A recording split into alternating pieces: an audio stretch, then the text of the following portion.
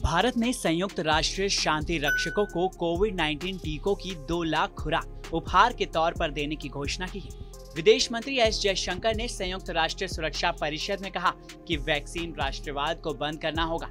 असल में सक्रियता से अंतर्राष्ट्रीयवाद को प्रोत्साहित करना होगा। उन्होंने कहा, मुश्किल परिस्थितियों में काम करने वाले संयुक्त राष्ट्र शांति सैनिकों को हम 2 लाख खुराक उपहार स्वरूप देने की घोषणा करना चाहते हैं। जयशंकर ने भगवत गीता का जिक्र करते हुए कहा कि हमेशा दूसरों का कल्याण की बात मन में रखकर अपना काम करो। उन्होंने बैठक में कहा कि भारत इसी दृष्टिकोण के साथ कोविड-19 चुनौती से निपट रहा है और उन्होंने परिषद से अपील की कि वो इस चुनौती के विभिन्न आयाम से निपटने के लिए मिलकर काम करें। उन्होंने कहा कि भारत टीका संगठन, गवी, विश्व स्वास्थ्य संगठन और एक्ट एक्सेलरेटर के साथ मिलकर सक्रियता से काम कर रहा है और इसके योगदान ने दक्षेस कोविड-19 आपात निधि में भी सहयोग दिया।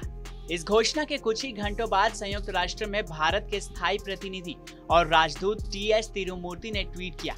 उन्होंने ट्वीट करते हुए लिखा, हम रक्षकों की रक्षा कर रहे हैं। विदेश मंत्री एस जयशंकर ने यूएनएससी में संयुक्त राष्ट्र शांति रक्षकों के लिए 2 लाख टीके भेंट करने की घोषणा की है।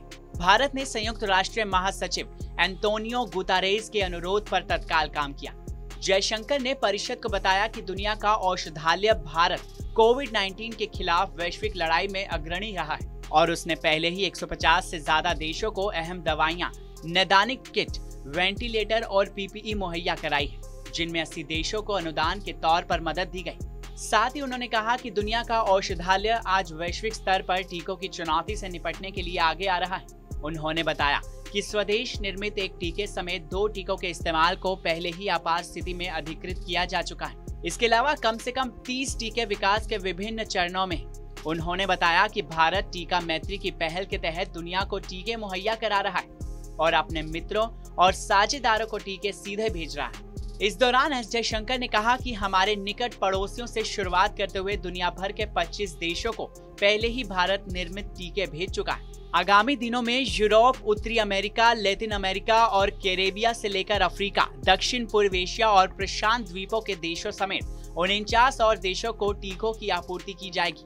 साथ ही उन्होंने कहा कि भारत की टीकाकरण मुहिम अब तक की सबसे बड़ी टीकाकरण मुहिमों में से एक है, जिसके तहत 30 करोड़ लोगों को आगामी 6 महीनों में टीका लग जाएगा।